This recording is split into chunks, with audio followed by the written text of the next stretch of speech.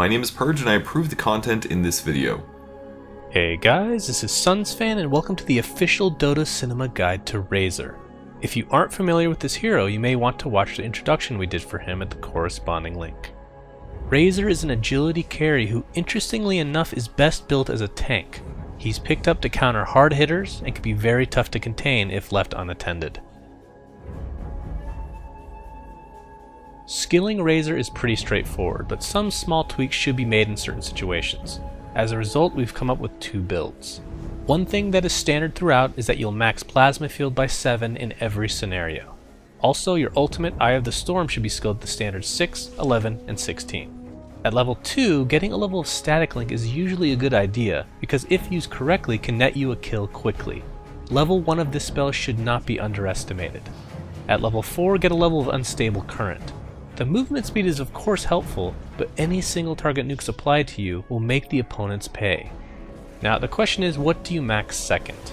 Well, that's where the two builds differ. In build number 1, which we'll call the default build, you'll max Static Link first.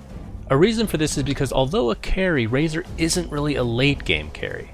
He'll start tapering off at some point, and since most of your damage comes from Static Link, you'll want to take advantage of it early. But in build 2, you'll max Unstable Current second. You'll want to use this build if you're going up against a lot of single target nukes. It could also be handy for mid-solo situations as well, where the speed boost can help you get to the runes. When starting the game, get a couple branches for an eventual magic wand. Also get some regeneration and Ring of Protection. The Ring of Protection will be turned into a Ring of Aquila at your earliest convenience. If you're playing mid, try to get an early bottle so you can hold the runes and gank more effectively. For boots, it's a choice between Power Treads and Phase Boots. Treads will allow you to manipulate your stats, which is helpful in all aspects. It'll give you damage, mana capacity, or HP on the fly. The attack speed is also helpful as long as you're dealing damage. Now on the other hand, Phase Boots do synergize really well with your hero, since you're relying so much on your movement speed to keep your Static Link going. Also, thanks to your Unstable Current, you'll be extremely fast with Phase Boots. From here on out, you'll want to get tank items. Although not as effective on range heroes, a Vanguard is still a popular choice on Razor, since it's the best tanking item for the stages of the game that Razor will be most effective. Against heavy magical lineups, a BKB may be needed to allow you to stay in fights and deal as much damage as possible. If the enemy is dealing tons of magic damage but doesn't necessarily have a lot of crowd control, getting a pipe would be way more beneficial, since its effects not only help the team, but will constantly be working in your favor, as opposed to the BKB which works in bursts. Also, if you're doing well, going for a Manta is great since it provides some DPS along with the tank ability you so desire. If you're in a push lineup, or you're having a little trouble taking down enemy structures, getting an Aghanim Scepter is great since your ult will then work on buildings, and of course the stats will help you quite a bit. Lastly, for core items, a Blade Mail should always be under consideration, since you will be the target in most fights. For situational and luxury, a Heart of Tarask or Satanic could be looked at since they provide tons of tank ability for the later stages of the game. Another item that is often overlooked for tankiness is an Eye of Skadi, which not only gives you a lot of HP, but will allow you to orb walk with ease.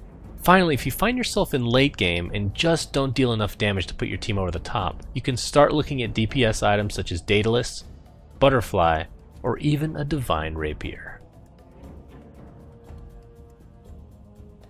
When playing Razor as your team's only carry, you need to realize that you're on a timetable. Once the game approaches 50 minutes and beyond, you will most likely not be the hardest hitter in the game, even if you've done well. Because of this, you should take advantage of the window you were given. If you play mid, don't sit there and farm. Use your skills to your benefit and gank relentlessly. Now let's go over his skills in more detail. Plasma Field is a nuke of sorts, and really you'll just have to use it in order to get used to the range. Obviously you'd prefer to hit units on the edge in order to deal more damage. And since the radius is huge, if timed well, you can go in the jungle and after pulling, use it on 2 to 3 camps at a time to maximize your farm. Also for this skill, just keep in mind that it will briefly give vision in the area, which is important for the next skill. Static Link is the biggest reason that Razor is built as a tank. I mean, if you can steal someone else's damage pretty reliably, why would you build more DPS when building beefier will ensure you can just sit there and deal the damage needed? Because you're stealing someone else's damage, Razor is a counter to carries. And the reason he can reliably do this is because it goes through BKB. The maximum amount of damage you can steal is 224, which is massive. Now, in order to get numbers like that consistently, you'll have to be in range, which of course your passive can help with. The movement speed of Unstable Current synergizes directly with Static Field, and will of course slow and damage enemies who cast single target spells upon you. But something that is often overlooked is that the slow is actually a purge, and will negate positive buffs from those enemies. This can be huge in certain situations. And of course, Eye of the Storm works a lot like the bully in school. He picks on the weakest link. Use your superior move speed well, and you can easily avoid hitting creeps. And if you can keep up with your enemy, after a while they will have significantly lowered armor since each tick will remove 1.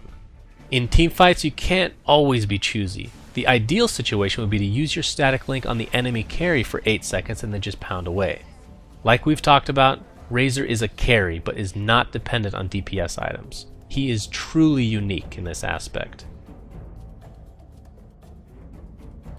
Since Razor deals a good amount of damage but has no stun or reliable slow to speak of, he's reliant on allies who can do it for him. Heroes such as Shadow Shaman, Lion, Batrider, and Bane are great examples of this. In addition, Razor needs a true initiator for teamfights. Heroes like Axe, Earthshaker, and Sand King fit this description. For foes, Razor doesn't like to go against heavy nukers that do not rely on single target spells. Examples of this include Outworld Destroyer, Queen of Pain, Shadow Fiend, and Invoker. Another great counter to Razor, even when tanky, would be Necrolite. Yes, his ultimate is single target, but it won't matter since it'll be the last thing Razor sees. Thanks for watching, and please remember to subscribe to our YouTube. Also, a big thanks to Flawless and Purge for their help in writing this guide. You can check out their awesome channels in the video description. Also, be sure to visit our website at dotacinema.com and visit our Facebook at facebook.com/dotacinema.